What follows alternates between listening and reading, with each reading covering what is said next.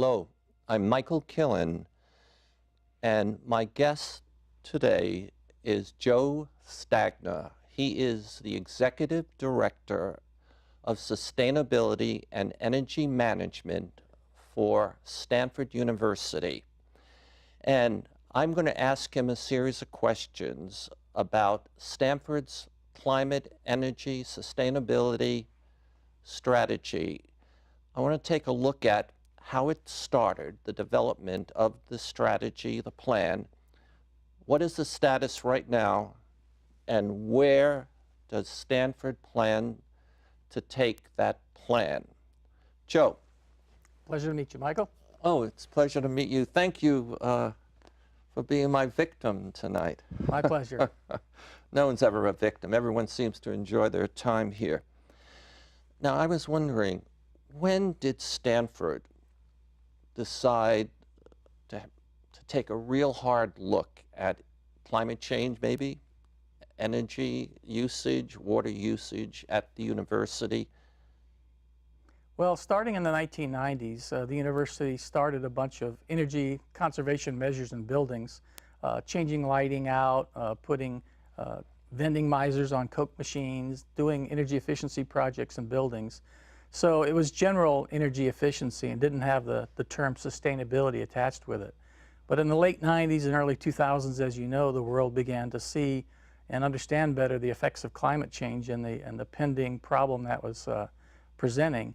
And so Stanford, around 2004, 5, 6, students, faculty, staff all got together, realizing the seriousness of the problem, decided we really need a comprehensive approach to this. We really need to understand what the challenge is and how we can design and construct and operate our university in a sustainable fashion.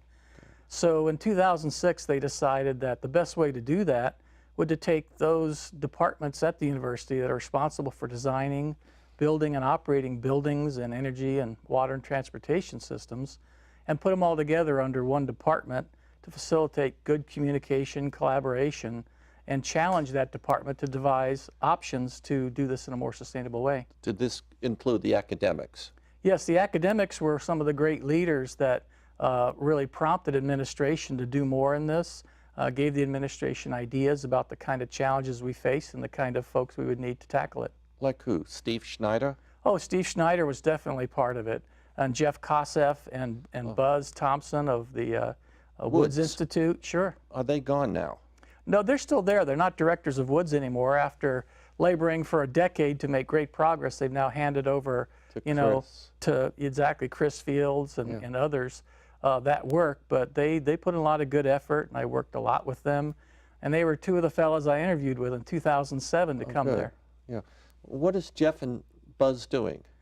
Jeff's back in the civil and engineering department working on the water supply issues and research and political things he's interested in. Same with Buzz in law school and working on all of those things to help find information, share it with the world, shape policy. And when you said to put these different factions and talent together under one organization, was that the pre-court? No, that's what the Department of Sustainability and Energy Management. So on the administrative side of the campus, land, buildings, and real estate has the responsibility to design, build, and operate the physical campus itself. So in terms of walking the walk and having a sustainable campus, that would both be a living laboratory for academics and students to both share and educate facilities people how to do things sustainably, to test some of those things, and also to participate and learn with us how you do it in real life. So living laboratory like Stanford's hospital. The patients come in, they meet the doctors, they meet the students, and everybody works together to get good outcome. Is that what you're saying? The same kind of attitude is? Yes, like definitely. Teaching about energy, climate, et cetera, working with everybody over there. Yes. We've benefited greatly from working with students and faculty and staff to get their input and ideas about how to do things. They've provided great peer review of our ideas to make sure they're well grounded in economics and thermodynamics and the sciences and politics. So there's been a great collaboration between the administrative and academic sides of the university on this. 2005, I hope I'm saying that date properly, that's when the university decided to take a real serious look at the impact of climate change, energy, and started to think more and more about sustainability. And they set up this department. Yes. And the department is called? Sustainability and Energy Management. And were you the first head of it? Yes. Okay. And when did you become the head? That year? Yeah, 2007. So they decided to create this new department in 2006, started the recruitment process in early 2007. It was a very rigorous 6-month process, and I joined in November of 2007. Was it harder to get a job there to become, as opposed to being a student, get in as a student? You know, I don't really think so. You know, I was always smart in school, but I'm not sure I would have made it into Stanford as a student, so I'm lucky to join them as staff, though. Didn't you have a sustainability position at one of the state's universities or colleges? I think it was similar. I was director of utilities at the University of California, Davis for 14 years. And so I had many of the same responsibilities to operate energy systems and water systems and so forth.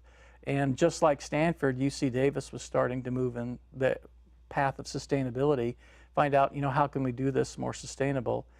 Stanford created this new position, and it was a great opportunity to come work for a world-class institution with the kind of knowledge and resources they had to actually do something really great. And I'm glad it worked out that we were able to do something really, really great at Stanford. So I'm fascinated with something. I have met a few sustainability directors of cities, of counties, of companies, but you, and they seem to be, those that I have met primarily are concerned with focusing on what the state requirements are and seeing to make sure the city or whatever adheres to those requirements, and helping to outreach, educate.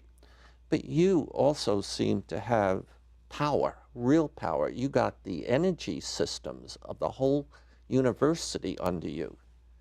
Yes, well, I think that was very adept of Stanford management to realize that, you know, the fastest way to achieve change is to go to those directly responsible for things and ask them to find ways to do it better. Develop and bring real options that they can look at and implement. And so I had a great advantage in, you know, understanding as an engineer and manager and leader in the energy business how to do these things. And so the opportunity to come work for folks that recognize that's the fastest way to change and wanted to do it was what really attracted me to Stanford. And I think that's what's allowed us to devise solutions and move to them, you know, faster than a lot of other folks. Okay, you say that in a very nice, positive, genteel way, but also they put you in a position where you actually have the power to Sure. implement the good ideas that you get from others and add to yourself. I mean, you have a lot of power. Yes, well, a lot of authority goes with responsibility. So again, Stanford leadership is just really adept at that, realizing that you have to marry responsibility and authority. So if they really want some big change, then you got to give big authority to folks to make big change. So they go together. Could I have the mission statement that you must work with? Yes, our mission is to provide safe, reliable, and quality utility services and transportation services to the university in a cost-effective and sustainable manner. So safety always becomes first. You know, the population, our water systems, our energy systems, support of the hospitals, we must always protect human life and safety. And it has to be very reliable. You know, you can't have power going out on people and those kind of things. People want good quality, reliable service, but you want to do all that in an economic and sustainable manner. Yeah. So that's our mission. Okay. In 2005, what were one or two goals that you were encouraged to either come up with or top management? Well, when I joined actually in 2007 and 2005, our goals were to devise ways to operate the university in a more sustainable way. So for energy, water, and transportation, develop options that executive leadership could consider weighing their cost and ease of implementation and impact on the university, but bring them options for making the university a more sustainable place. So that was the overall goal. sustainability in terms of energy and water. Yes, and waste and transportation and building operations, sure. Right, and not contributing to greenhouse gases, or Certainly. as few parts of gas as possible. Certainly, certainly. And also not polluting the waters of the area, limiting the amount of solid waste, so solid and liquid waste and air waste, you know. Sustainability is about the resources you consume that are not, replenishable in the environment, and what you leave behind, the footprint you leave behind to the air, land, and water. So it's that whole environmental sustainability boundary that we look at. Okay, so that's the past. I now have a sense of where you came from, where the university's plan has come from, and now it's the present. By the way, how many buildings does Stanford have? We have well over 800 buildings, of which about 200 are very large buildings connected to our central energy system, and many of the other smaller buildings might be little trailers and outbuildings and so forth. But in terms of the really big buildings people are, used to seeing at Stanford, there's about 200. Okay, you brought up an interesting term, central energy system. Yes. Back when you first started, did the university have a central energy system? Yes, the university's had a central energy system ever since it was founded. It first started with a steam distribution system from the old very first powerhouse. And over time, that heat distribution system evolved to include an electrical distribution system and finally a chilled water distribution system. And by the 1980s, we had a gas cogeneration plant pumping out electricity, steam, and chilled water for these 200 major buildings. And so we've had that for quite some time. Okay, and having a centralized system, does that mean if there was an air conditioner in building 751, were you capturing the hot air coming out, or does a centralized system mean, and at that time, you were pumping cool air or chilling the air? So one of the 200 major buildings that's connected to that central system, it wouldn't have an air conditioner. We would be supplying its cooling and heating via underground pipes from our central energy facility. Now, many of the very small buildings would have those, independent air conditioners, whether it was a window unit or a unit on top of the roof. So it all depends on, where the building is, how far away it is from the core campus, what kind of energy loads it has as to whether it's on the central energy system. But most of the big energy users that account for probably 90% of the total energy use of the campus are in those big 200 buildings. Is that the approach other organizations that have a campus or could Certainly. be defined as a district centralize? Yes. Every university I know of in California or elsewhere has a central energy system called the district energy system. So the University of California campuses all have it. Most of the California state universities have it. Some community colleges even have it. And universities across the United States have it. Airports have it. Downtown metro areas like San Francisco and Sacramento and Washington, D.C. and so forth have it. So anytime you see a big cluster of big buildings that use a lot of energy, likely you may find a district energy system supporting them rather than having individual heaters and air conditioners at every building. Interesting.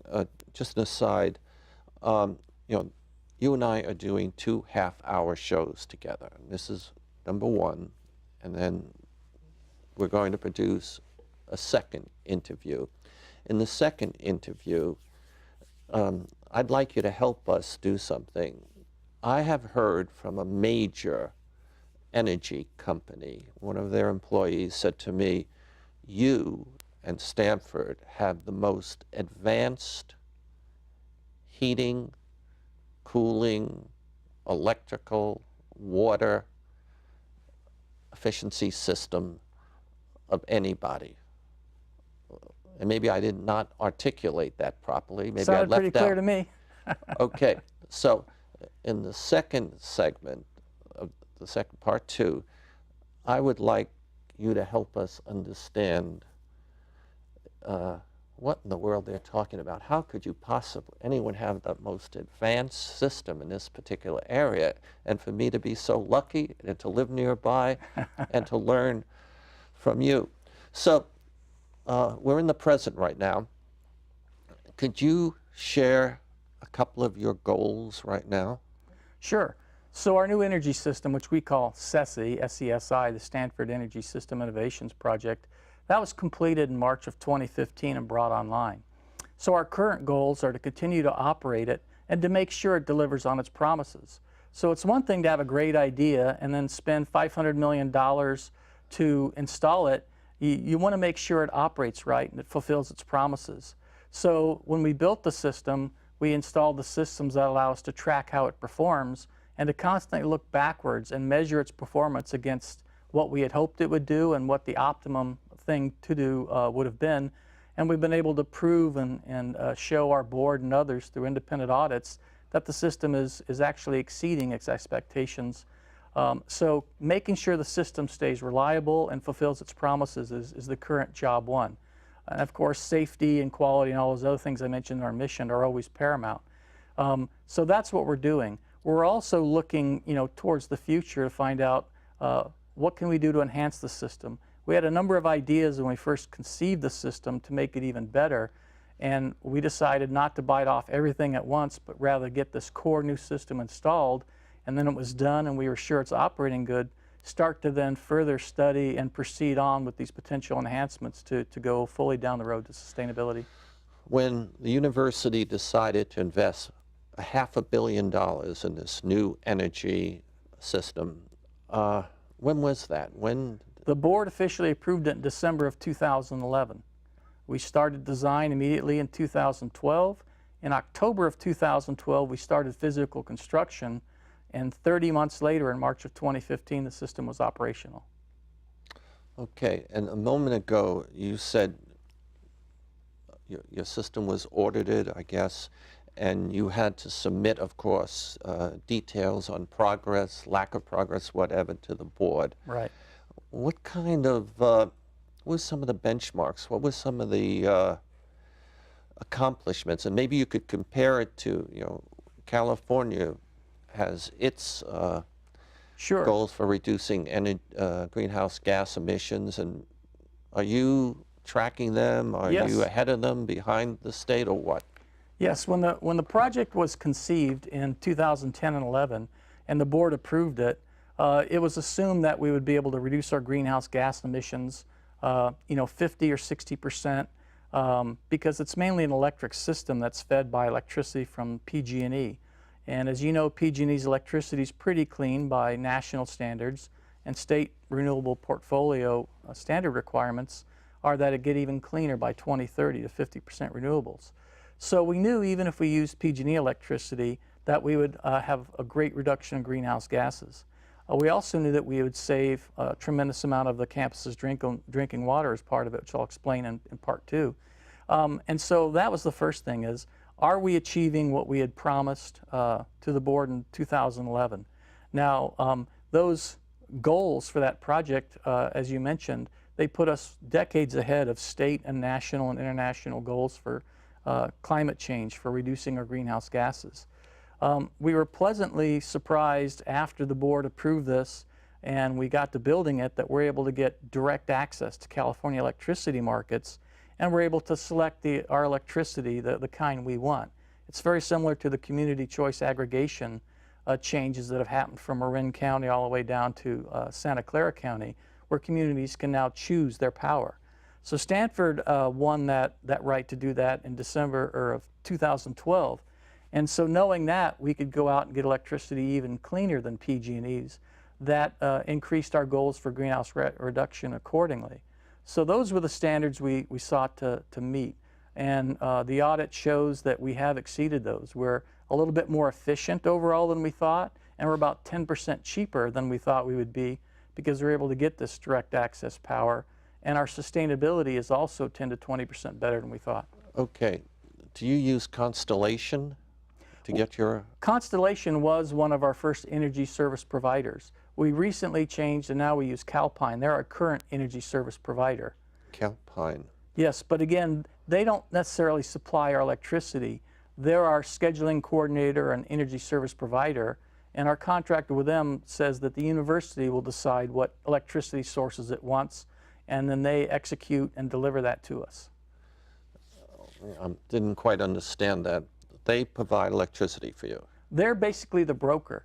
So broker. Stanford decides how it wants to procure its electricity, and they act as our broker and go and make those transactions happen for us. Is it an issue for you to be able to confirm that they are providing you real clean energy as opposed to buying it from somebody in Utah? No, it's all very transparent. So the first part, as I'll explain in the second part of our interview, is that we have directly contracted for about 53% of our electricity to come from brand new solar plants constructed just for Stanford. So we have all those detailed transactions. We have the data on how much energy is produced and put onto the grid for us to take off. And the balance of our power, which we buy off the California market, they're also able to show what its greenhouse gas content is using approved state regulatory methods for estimating that. So that procedure is audited by somebody? Yes. For instance, we report our greenhouse gas emissions to what's called the Climate Registry. They started in California as the California Climate Registry and went national 7 or 8 years ago.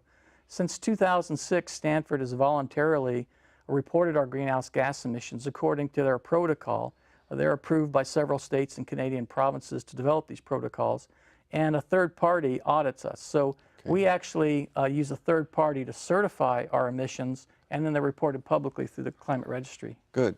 Now, when some of my neighbors and colleagues heard from me that I was going to interview you, they had, multiple people had a question.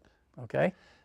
That if Stanford is so into using renewable energy, how come they don't see any solar panels on your roofs in your field? Well, if they were to go up in the air, they'd see 5 megawatts of solar panels. So they may not have seen any before 2 years ago.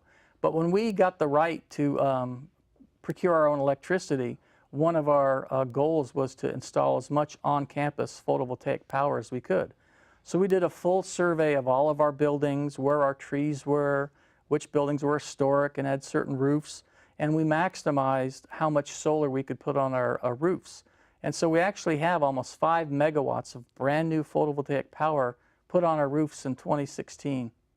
Help me with something. 5 megawatts. How much would my wife and I use in a year? Oh, that 5 megawatts is capacity, and it produces about 9 million kilowatt hours a year. So I would expect you would use about 1,000th of that, maybe 100th, depending on how big your house is. So that much solar power would provide enough energy for, several hundred houses, typical houses. Okay. And now I noticed you have these gigantic water tanks. Right.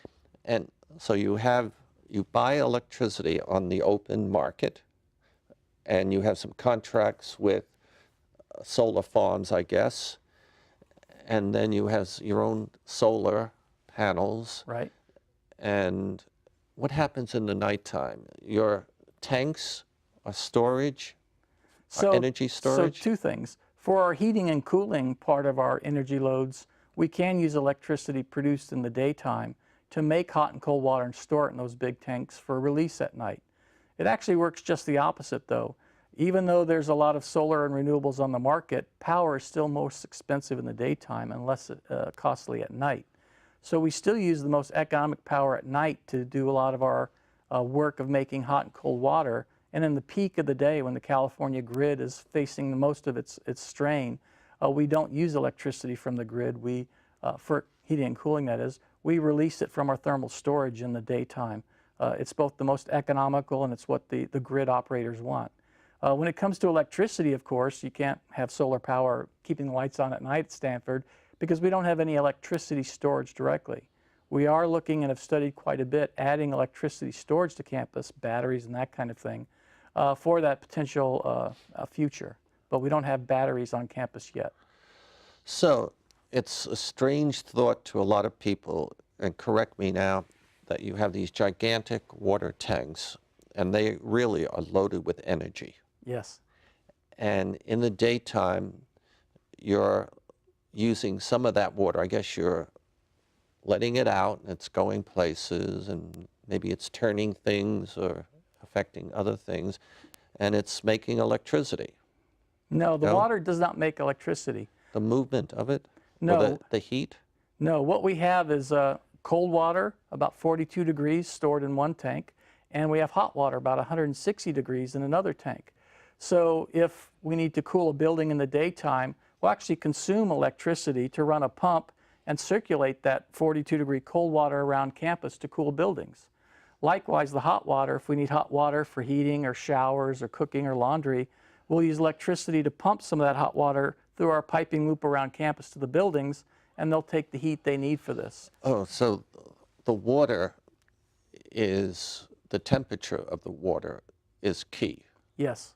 And in some cases, you're using hot water to warm buildings. Yes. And you might be using the hot water to create electricity to cool. No. The No? water does not generate any electricity. It just supplies heating and cooling to the buildings. All of our electricity Okay. is generated either via our solar panels on our campus roofs. That's really only about 3% of our total electricity. And the rest comes from the grid, about half from our new grid solar plants in Southern California, and half is just general power from the market. Okay, so you helped me, but I'm just going to repeat. Sure. So the hot water that you have in your tank is distributed out to the buildings to provide heat, Yes. because the water has heat in it. Yes. And the tank that has cold water, the water is distributed out to places where you want to chill. Yes. Oh, that's very interesting. So you might have a data center, a building full of computers that you want to keep cool. So it might be using some of that 42-degree cold water we're sending out to keep those computers cool, whereas next door in a residence, they might need hot water to cook or do laundry. They might be taking some of the hot water from our piping system at the same time as we're delivering cold to others. Okay, you have been very helpful to my audience, I think, and to myself. And, you know, for our part one of the interview, we are running out of time. But when we start up again, I really would like you to help us understand why people call you the leader in this type of energy, climate, heating. Okay. Sure. Hi, I'm Michael Killen. My guest was Joe Stagner. And please tune in to the part 2 of this event. And you'll find it up on YouTube. Teleview and Connect broadcast this all over the nation to TV stations. If you're a TV station, you can go to Teleview and get it, or you can go to pegmedia.org and get this show. Again, I'm Michael Killen.